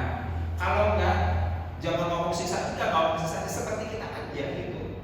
Kita belum bayar utang, ketemu yang berpiutang, gimana rasanya ya kan? Kalau di bumi ada lubang yang masuk, dah kan begitu. Nah kita punya utang sama Allah, suruh bantu fakir miskin lewat zakat 2,5%. Kita nggak bayar, nah, takut nanti sama Allah. Tapi kalau kita bayar, itu meringankan nanti saat sakaratul maut. Insya Allah husnul khotimah jadinya, kan begitu nih. Nah tapi ingat Bu, kalau ada yang meninggal jangan didoakan semoga husnul khotimah. Semoga husnul khotimah itu buat yang hidup. Kalau yang meninggal apa? Ya Allah ampunilah dosa-dosanya, ya kan? Tempatkan di sisimu yang mulia, rahmati dia. Kalau dia di dunia ninggalin pasangan, ganti pasangannya di akhirat dengan yang lebih baik, kan begitu. Jangan semoga husnul khotimah, kasihan banget udah meninggal baru didoain semoga husnul khotimah, kan udah berakhir. Iya, jadi hati-hati kita jangan latah gitu ya. Sama kayak silaturahim dengan silaturahmi. Jangan silaturahmi, silaturahmi. Oke. Paketnya apa lagi? Mau saya terusin dulu nih, paket ubudiyah yang sudah Allah kasihkan kepada kita untuk bekal takwa. Karena takwa nanti jadi tiket masuk surga. Aplikasi untuk masuk surga nih ada di aplikasi takwa. Isilah dengan as-saum Ramadan. Pastikan, paksa, wajibkan diri kita mengikuti parade saum Ramadan semampu-mampu kita, sebisa-bisa kita.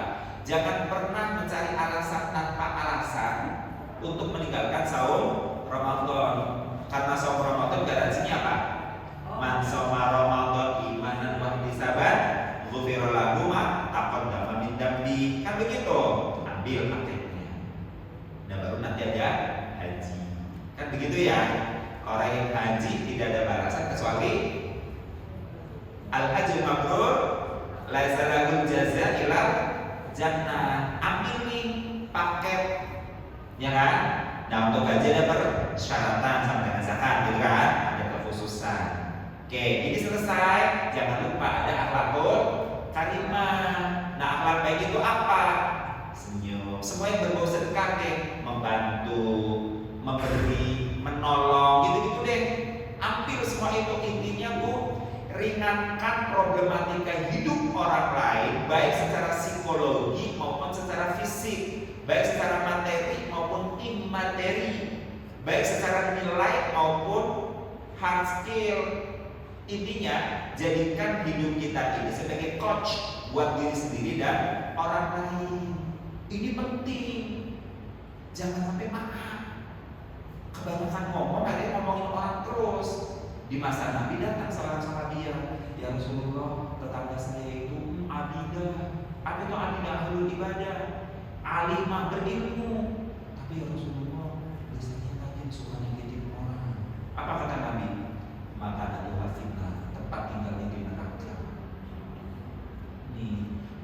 repotnya kita udah punya pas-pasan ngomongin orang dulu, ya kan? Mau dapat apa kita? Nah, bekal husnul khotimah jadi ada dua sesat simpelnya ya berdasarkan hadis Nabi. Takwa Allah wa husnul khuluq. Takwa kepada Allah dan akhlak yang baik. Siap? Takbir. Allah Akbar. Baik. Di jam saya masih ada kisaran antara 8 menitan lah ya menuju pukul 10.30. Sebelum disudahi oleh saya, atau saya kembalikan dulu ke MC ya? Kembalikan dulu. Baik, nanti kalau ada pertanyaan atau sharing Ada segi pertanyaan dulu saya. Ya, boleh. Ibu-ibu, adik-adik siapa yang mau bertanya? Silakan. Ya, silakan. Waalaikumsalam. Gak apa-apa, saling rumah. Fahsyah tadi Ustaz yang Ya. Ustaz sampaikan tadi, berkeluh kesah ini kan udah apa ya, tabiat, udah kebiasaan daripada apalagi kita di mak-mak ya Ustaz. Ini mobil khusus kita yang di rumah ini Ustaz kan, Ya. banyaklah keluhan-keluhan kita yang macam ini tanpa kita sadari sebenarnya ini Ustaz. Bukan kita sebenarnya melakukan pekerjaan segala sesuatu semua ikhlas tentu Ya. karena Allah mengharap juga ada Allah pahalanya juga semua. Tapi tanpa kita sadari entah itu kerasukan dari setan tadi Ustaz. Jadi kita suka mengeluh gitu Ya. Ustaz. Nah ini apakah keluhan-keluhan ini juga menjadikan menghapus dosa nanti menjadi hisab juga? Terus kemudian tadi yang pertanyaan kedua Ustaz, ketika kita sakratul maut kan Ustaz.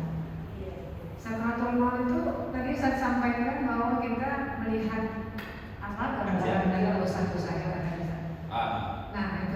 Nah itu padahal sebelum mungkin ya menuju sakratul maut kita sudah memohon ampun Ustaz kepada Allah, bahkan kita menghidupkan apalah sunnah-sunnah yang sudah diajarkan oleh guru kita semua itu untuk bagaimana kita kalau bisa tuh jangan ada hisab lagi Ustaz ya. Iya.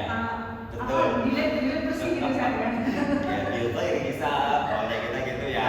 Lurus-lurus saya udah. Atau tinggal senyum gitu ya, ingin ya begitu ya Ustaz, harapan kita. Nah tapi bagaimana Ustaz tipsnya gitu supaya kita yang tadinya mungkin berdosa tadi dengan berkeluh kesah banyak yang tanpa kita sadar itu Allah benar-benar tuh menghapus dengan dilihat yang bersih gitu kan ya. Iya. Kita menghadap Allah kalau bisa husnul khatimah dan senyuman. Baik, pertanyaan yang sangat bagus karena ini sangat melekat dengan fitrah kita manusia, gitu ya. Secara fitrah kita ini pengennya ringan, lurus, ya kan? Gak ada tekanan, gak ada belok-belok, gak ada nanya, gak ada turun, gitu kan? Itu fitrah bro, bagus. Dan disinilah kenapa kemudian kita dikasih yang namanya semangat, gitu. Ketika kita sudah ada energi semangat dari Allah, semua orang dapat energi semangat. Kemudian jalannya dibikin lurus, hidupnya nggak ada tekanan, berarti muspro dong. Dan ketika Allah menyebutkan laqad khalaqnal insana fi ahsani taqwim, jadi ayat ini nggak bekerja dong. Sungguh kami ciptakan manusia dalam proses penyempurnaan yang terus menerus. Dan di sini dinamikanya justru gitu dulu nih. Nah kemudian mengeluh, kok Pak Ustadz bilang itu bagian dari fahisyah ya? Iya, ketika dalam konteksnya marah besar beneran. Nah ini kan hati-hati. Bukan gak boleh marah, kita ada bekal marah dari Allah. Harus diekspresikan. Kalau kita gak marah dengan adanya lantai kotor, kita gak akan beberes. Benar apa salah? Tapi yang gak boleh adalah marah-marah dan menimpakan marah ke orang lain meskipun dalam wujud kata-kata. Nah jadi bagaimana dong Pak Ustadz caranya? Geser dikit bu, bahasanya bukan mengeluh tapi mengadu, begitu. Nah mengadu jangan kepada makhluk, mengadunya kepada Allah. Ya Allah, astagfirullahaladzim, sampai seperti ini ya Allah, astagfirullah. Nah kalau di situ kan nanti energi positifnya akan membimbing. Kita akan bilang alhamdulillah ya Allah di rumah ini sebagai ibu saya dikasih kesempatan beberes. Coba kalau ibu dikasih kesempatan beberes. Nah, saya bilang, Bu, bisa jadi beberesnya kita cuma beresin ya, bukan yang nyapu semuanya nih. Pokoknya udah disapu, masih ada 1-2 nih. Kalau nyapunya tadi pahalanya, versi saya lagi, bayangan saya nih, kalau kita nyapu doang, itu adalah baru pesen kafling surga. Tapi kalau nyikirin ini properti surga. Nah kita mau surganya doang apa pada propertinya? Sama, 2,5% itu baru tiket, bayar tiket kafling surga.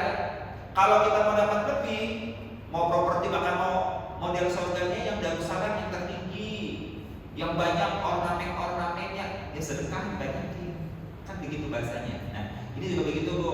Jadi jangan mengeluh, tapi mengadu. Nah kenapa kita nggak boleh mengeluh?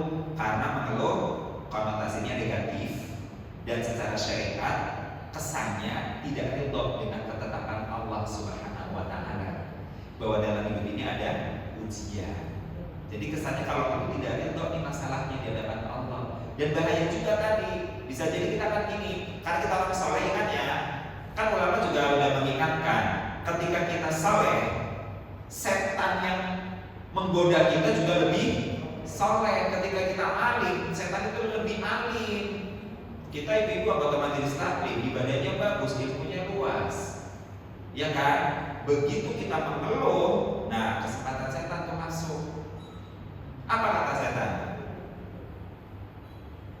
Ayo ngomong, ya Allah, kenapa kau karuniakan suami dan anak-anak yang beban semuanya kepada saya? Anak udah dididik masuk gini, suami itu juga kayak membelegar, masih mending yang listrik. Tuh, apakah memang kau menciptakan dia begitu ya Allah? Nah gimana tuh? Kok jadi Allah yang dikomplain? Itu yang bahasa saya tadi. Ya, kata cinta Laura, banyak manusia ya kan memakhlukkan Tuhan, dianggap itu makhluk jadi tujuh. Nah ini bahayanya, makanya saya bilang fahisha. Kalau bukan fahisha yang asli, ini pangkal fahisha. Bahayanya kita kebanyakan komplain sama Allah, komplainnya di mana-mana. Nah kalau udah komplain kepada Allah, jangan pada Allah, kepada manusianya, bisa menggugurkan keikhlasan. Kalau ikhlas gugur, ternilai semua pahala. Rugi kita. Hidup ini harus selalu maju, jangan mundur. Semua amalan kita itu ibarat kita melukis. Ketika kita mengeluh, menghapus, melukis lagi, capek nanti, nggak jadi nanti. Begitu Bu. Oke, jadi kenapa Pak Ustadz memasukkan mengeluh dalam fahisha? Iya, karena bahayanya seperti ini. Kelihatannya sederhana, tapi mengadu diizinkan, dibolehkan. Ya Allah, hamba bukan mengeluh, hamba mengadu padamu. Kalau bukan saya yang kerjain, ada yang kerjain. Beri hamba kekuatan. Kan tadi begitu. Terus begitu kepikir, kayaknya suami saya kayak listrik cuma nyucuk doang. Anak-anak saya juga maksud simpel ya Allah dari apa yang aku sangkakan. Begitu. Karena otak kita yang terbatas. Di hadapan kita suami kita kayak tiang listrik misalnya. Kita tidak tahu apa yang sedang dipikirkan, apa yang sedang direncanakan, dan ledakan kekuatan apa yang akan dia munculkan. Kan begitu. Anak kita bilang beban di depan kita. Wah, teman-teman ya dia sangat atraktif, bahkan prestatif, kan kita nggak tahu. Gitu. Kita sangat lemah, sangat terbatas. Nah, baru Ustaz, padahal kita bertobat, udah ini. Kok saat sakaratul maut muncul ya gambar dosa-dosa? Karena bisa jadi ada satu dari dua. Allah hanya mengingatkan saja bahwa kamu pernah melakukan ini. Oke, supaya kita cemas dulu dong. Yang kedua, Allah mengasih busro, gitu kan? Busronya apa? Berhubung sudah bertobat, bisa jadi dimunculkan oleh Allah versi tobat kita. Nah itu akan membuat kita tersenyum. Nah kemudian sama, bahwa akan datang sakaratul maut. Apakah masih sedikit? Gak semuanya seperti dicincang 300 cincangan pedang. Ada beberapa orang yang diringankan, termasuk Ibnu Mas'ud, sahabat Rasulullah yang dikenal sebagai ahli fikih yang pertama dalam Islam itu, sakit sakaratul mautnya hanya seperti digigit semut. Dan rata-rata para syuhada itu seperti itu. Para syuhada di medan perang itu entah kepenggal, entah ketembak, sakitnya pada terces hilang. Nah kita pengen seperti itu, ya udah beramal seperti amal-amal orang-orang yang mendapatkan nikmat ibu. Nah bagi wanita di mana jihadnya di rumah tadi, ya kan? Taat kepada suami adalah jihadnya seorang istri jihad keluar rumahnya kemana? Pergi haji. Ayo jihadul sahal, marjian yang ringan, apa itu al-hajj, pergi haji. Makanya wanita kan tidak dituntut berjihad di luar. Wilayah jihad wanita domestik ini bentuk kasih sayang Allah Subhanahu wa taala. Makanya wajar jika wanita sering sekali bentrok dengan urusan-urusan domestik. Wajar kalau wanita suka detail dan gampang ngomong. Karena memang jihadnya di situ.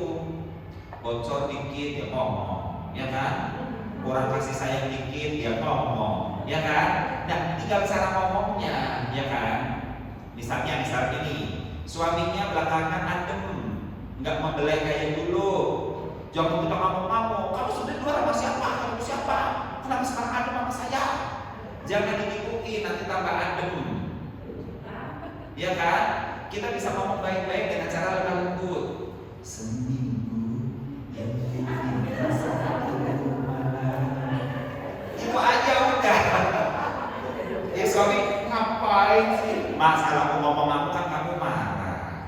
Aku udah lama gak dibelai sama kamu. Mestinya begitu. Kalau kita bisa ngomong kasar, sebenarnya kita juga bisa ngomong halus. Kan tinggal bagaimana memainkannya aja kan. Ini bicara masalah ritme gitu aja sih. Udah ya 2 pertanyaan ya. Oke, sip.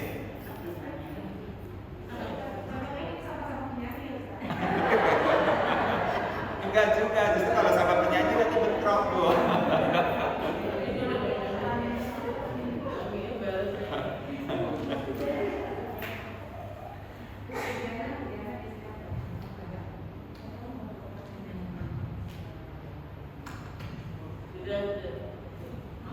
Ada lagi pertanyaan?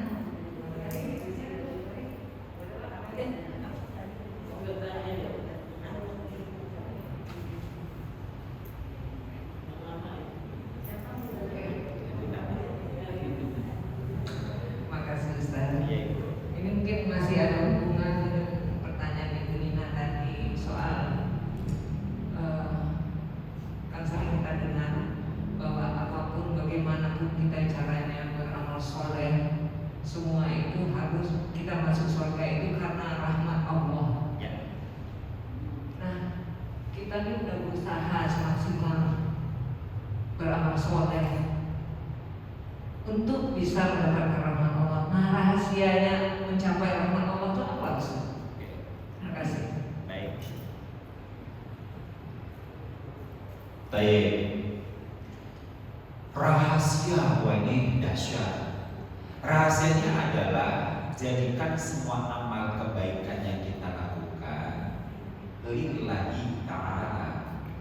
Tujuannya untuk dipersembahkan kepada Allah Subhanahu wa ta'ala, agar Allah mendekat kepada kita sebagaimana kita ingin dekat. Jadi kita bayangkan amal-amal soleh itu seperti anak tangga untuk menuju puncak. Puncak inilah Allah. Jadi setiap amal soleh tujuannya untuk mendekat pada Allah.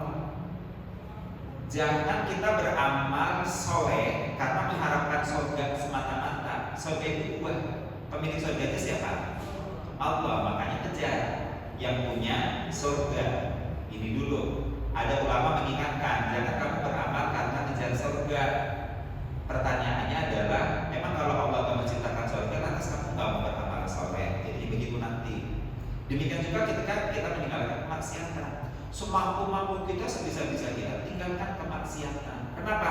Karena kemaksiatan ini jalan yang keluar dari rel, jalan keimanan, jalan amal soleh. Jadi begini, setelah kita beriman dulu, jalanan kita namanya amal soleh. Nah, dalam perjalanan amal soleh ini nanti ada ujian-ujian, memang ada sedikit cabang.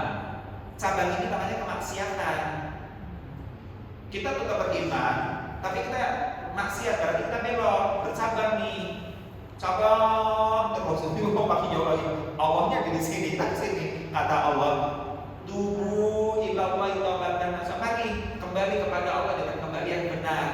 Nah, makanya Allah siapkan pintu. Di setiap cabang yang keluar ada pintu yang kembali, namanya tobat, supaya orang kembali bertobat kepada Allah. Siksa sama, belok lagi, belok lagi, masih Allah panggil lagi. Terus sampai kapan? Sampai nafas di kerongkongan. Nah, wawasan ini kita pegang. Jadi kalau dalam hidup Pak Ustadz saya udah lempeng sesuai dengan Pak Ustadz bilang supaya dekat kepada Allah kayak ngajak anak tangga. Iya, tapi kadang namanya manusia seperti anak tangga tapi ular tangga. Udah di atas kita bermaksiat satu. Nah, kan hati jadinya di situ ya Bu ya. Jadi kerjakan yang soleh, tinggalkan yang salah. Ini dulu deh. Itu usahakan selalu benar. Makanya dia menyebutnya gini, ittaqillaha haitsu ma kunta, bertakwalah kepada Allah di mana saja kamu berada. Wa aqbi sayyi'atal hasanata tamhuha, iringi perbuatan burukmu dengan yang baik, semoga itu menutupi. Nah, wa khaliqan nasa bi khuluqin hasanin, pergaulilah manusia dengan pergaulan yang baik. Tuh, itu lagi. Ya Bu ya. Jadi rahasianya lillahi ta'ala. Oke, satu. Yang kedua, sabar. Ya, sabar dalam ketaatan, sabar dalam kemaksiatan. Sama nih. Lo kemaksiat sabar kalau Ustaz, yang dimaksud sabar dalam maksiat, sabar dalam meninggalkan dan bertahan diri dari panggilan kemaksiatan. Ya kan? Bisa jadi. Apa kan ini termasuk sabar. Misalnya ketika seseorang berbuat tidak baik ke kita, terus kita diam aja. Sekarang daripada saya diemin aja deh gitu. Menghindar. Apa itu termasuk sabar atau enggak? Kurang pas itu. Kurang pas. Orang berbuat tidak baik kepada kita. Tugas kita bagaimana? Pertama yang jelas nasihati. Ini hak dia juga, namanya hak tausiah. Kita nasihatin nih, kita tegur. Dan cuma kan tadi yang namanya tegur memang ada tekniknya. Hikmah wal mau'izatil hasanah. Udah ditegur, udah diingetin, ya udah sebatas itu aja. Kenapa? Karena kita juga bukan seorang hakim. Nah beda lagi. Kalau perkara yang berat banget dan memang harus ke ranah hukum, ya bawa ke ranah hukum. Tapi semangatnya menasehati. Tetap Bu, itu namanya sabar. Makanya sabar ini bukan diam menang, bukan. Sabar itu bertahan, artinya diam. Yang dimaksud diam di sini adalah diam dalam mempertahankan kebaikan dan dinamikanya nanti mengikuti kontekstual lapangan. Nah, sabar dalam beramal berarti terus di jalur itu. Sabar dari kemaksiatan, jangan tergoda dengan panggilan kemaksiatan semanis apapun. Begitu, itu namanya sabar dari dalam kemaksiatan. Nah terus apa lagi? Yaitu tadi, kalau sabar kan harapannya itu gampang kesah ya. Ridho dengan qada dan qadarullah, apapun yang terjadi pada diri kita. Ingat, kita melakukan amal ubudiyah dan berbuat baik kepada manusia lain bukan supaya membuat kita imun dari musibah dalam kehidupan. Bisa jadi musibah yang akan ditimpakan Allah kepada kita jauh lebih dahsyat dibanding apa yang kita sangkakan. Maka jangan pernah mengatakan bahwa kok begini ya Allah, sholatnya udah, haji udah, zakat, amalan juga baik, kok begini musibahnya. Bukannya itu kalimatnya. Begitu tertimpa musibah, innalillahi wa inna ilaihi raji'un, dan ditambah kalau harus tambah karena bayangan sedihnya terus berjalan. Qadarullahu asya'a fa'ala, ini adalah kehendak Allah dan Allah pasti menjalankan apa yang dikehendakinya. Itulah kenapa para nabi dan rasul adalah sosok-sosok yang paling berat ujiannya dalam hidup. Pun dari 25 nabi dan rasul ada 5 nabi yang kita kenal dengan sebutan ulul azmi. Karena memang penderitaan mereka secara logika itu nggak masuk akal. Dahsyat. Bagaimana masuk akal coba Nabi Ibrahim dikubur hidup-hidup? Ya kan? Luar biasa. Nabi Isa, ya kan? Dikejar-kejar sedemikian rupa. Nabinya loh, ngajak pada jalan Allah loh, ya kan? Nabi Musa diusir dari istana coba. Kemudian ada Nabi Ayub. Coba ini raja loh, raja pengusaha, jadi pengusaha penguasa yang adil, bukan yang memanfaatkan jabatan. Coba kaya raya, ambruk semuanya, anaknya pada meninggal, badannya lepra, udah gak berdaya, ditinggal oleh istrinya, pergi istrinya nggak mau ngurusin. Coba. Nah di sini ya mereka tetap dalam keadaan sabar dan tawakal. Itu Bu, jadi rasanya apa sih Pak Ustadz? Yang sederhana aja, itu dulu pokoknya. Lillahi ta'ala, udah beramal semata-mata karena Allah, mendekat kepada Allah. Kemudian dapat sabar supaya muncul itu, jangan berkeluh kesah. Udah dalam konteks Abdul bin Anas ya tetap ada namanya tawa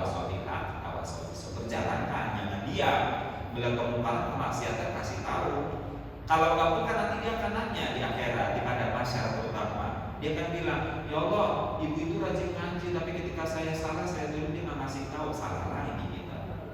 Ya kita harus kasih tahu, karena tausiah sebenarnya adalah hak semua insan, gitu ya. Allah akan Saya kalau mau masuk surga itu harus melalui ujian-ujian seperti Nabi gitu.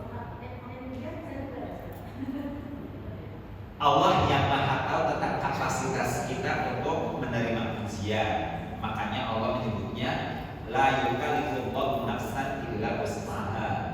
Allah tidak akan memberikan ujian kecuali sebatas kemampuan. Jadi ketika kita merasa ini berat banget, bisa jadi di mata Allah kita dianggap mampu memikul ini.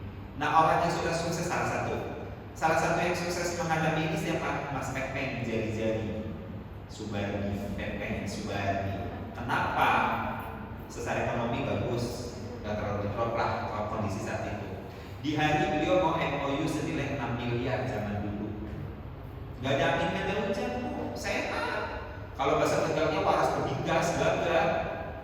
Keluar rumah, buka pintu mobil, jatuh, bruk. Begitu dia bawa ke dokter, Anda menderita kelumpuhan, Anda nomor 4 di dunia, nomor 2 di Asia. Karena terjadi penggumpalan sumsum tulang Anda. Sumsum tulangnya berubah seperti parutan kelapa. Udah, geletak, hilang itu order 6 miliar, hilang semua perabotan rumah tangga, berobat ke sana kemari nggak sembuh. Dokter memvonis ya bahasa ini ya bahasa pesimis nggak bakal sembuh gitu. Makanya bilangnya tadi ada nomor itu. Bukan karena mudah bu proses itu. Apa yang dilakukan beliau ikhlas dan ngomong ya Allah ikhlas. Tapi pada satu periode tahun tertentu saya lupa ya tahun kedua atau ketiga, istrinya tuh luar biasa nih salut gitu ya sama Batami. Kata Mas Pepek, tiba-tiba Batami bilang, Mas, lu kan udah ikhlas dengan penyakit lu nih, terus walaupun ikhlas lu gak sembuh tapi paling tidak udah bagus lah, fight lah, itu kata ngedrop. Makanya orang banyak kalau lu sakit, coba dong vitamin dengan syukur. Hah, syukur apa yang disyukuri? Sakit dulu. Disyukuri, dia bingung kan? Coba mensyukuri musibah ada, logika nggak ada. Karena kita bicara subjek, kan gitu nih. Kita nggak selalu bicara subjek, ada objek. Sakit lo, penyakit lo, udah gitu. Kemudian istrinya nambahin, Mas, lu lumpuh, lu aktor, lu bisa berperan, acting. Dulu acting lu jari-jari, setiap goyang jari miliaran rupiah masuk kantong. Sekarang aja lu lagi dikasih peran lumpuh sama produser sama sutradara. Kamu tuh Mas orang istimewa, diberikan peran istimewa oleh dan yang istimewa. Nanti rumah kamu istimewa, makanya kamu bersyukur. Coba peran Suster Ngesot itu syutingnya episode 1 episode 2 minggu, upahnya 2,5 juta. Zaman dulu lagi ramai Suster Ngesot kan, itu syutingnya 2 minggu bu, 1 episode, itu pegel habis ngesot.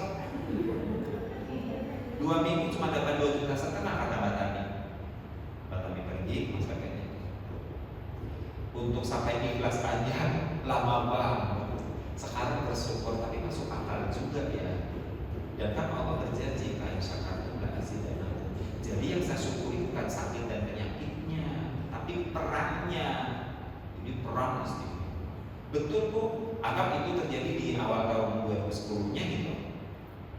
Tahun 2011 kan dipanggil sama stasiun TV swasta, ada talk show namanya Bertemu dengan Pepe. Itu lumayan bu. Dapurnya itu udah gelap, udah kumpul lagi. Anak yang pada libur kuliahnya sampai sarjana. Nah setelah mengantarkan ini semua, baru menembuskan nafas terakhir. Nah maka saya bilang, ada yang sukses menjalani peran berat dalam kehidupan. Nah itu satu case. Ada nanti case lagi, tapi satunya. Yang ini ibu-ibu lebih dahsyat lagi nanti kisahnya. Mudah-mudahan lain waktu ya. Kalau saya ingat saya ceritakan. Mirip. Dan dia wanita ini juga sering tektokan sama Mas Pepe, kontakkan sama. Nah kalau wanita ini malah akhir ayatnya menyebutkan asyhadu an la ilaha illallah wa asyhadu anna Muhammadar Rasulullah, udah surga. Benar-benar mengucapkan lisan di hadapan anak yatim asuhannya dan orang tuanya dan saudara-saudaranya. Tapi duluan ini padahal sakitnya duluan Mas Pepe, meninggalnya duluan ini juga. Gitu ya. Jadi ada Bu dalam hidup ini orang-orang yang dikasih amanat beban permasalahan hidup yang super dahsyat menurut kapasitas kemanusiaan, tapi memang bisa jadi upahnya juga dahsyat dari Allah Subhanahu wa taala. Gitu ya Bu ya. Sudah mau pukul 11.